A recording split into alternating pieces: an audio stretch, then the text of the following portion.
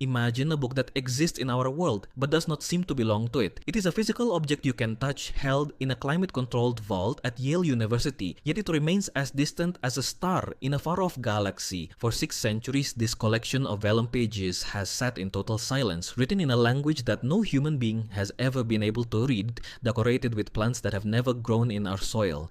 We live in an era where we believe everything is discoverable. We have mapped the human genome, photographed the surface of Pluto, and built machines that can translate 100 languages in the blink of an eye. But this single, modest volume, known as the Voynich Manuscript, has defeated every one of them. It is the code that refused to be broken, a 15th century ghost that continues to haunt the brightest minds of the modern age.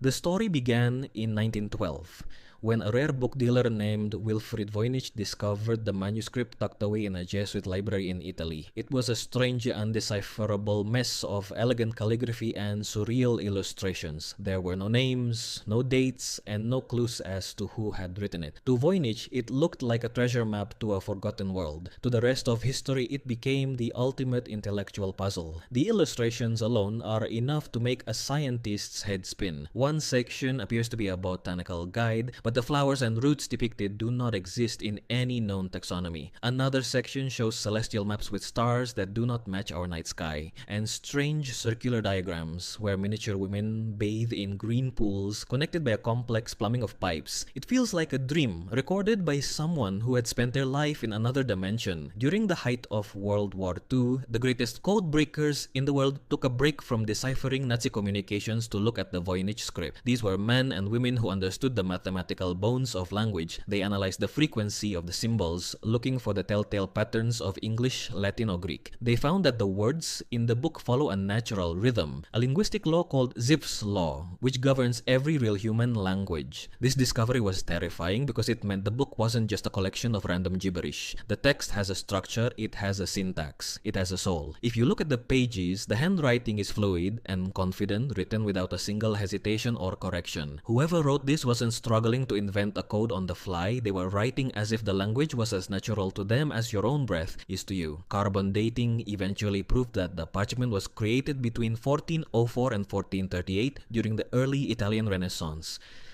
This ruled out the theory of a modern hoax.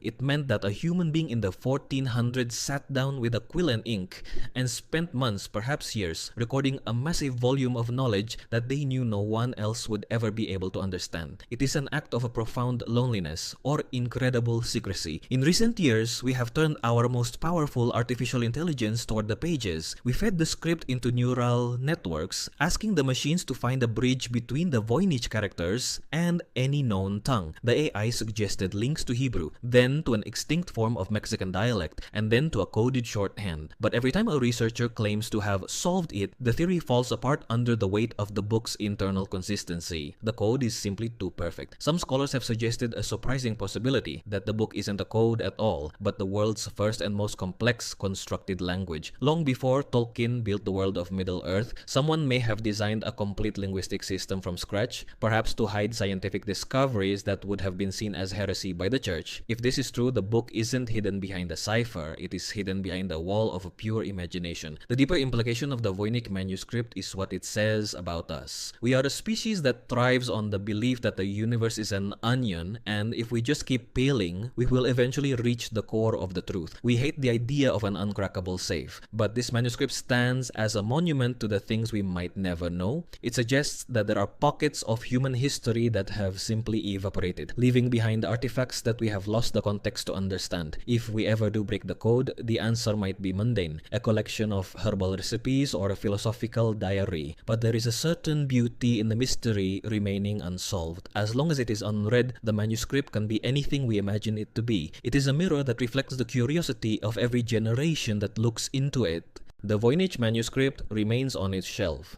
240 pages of silent looping ink.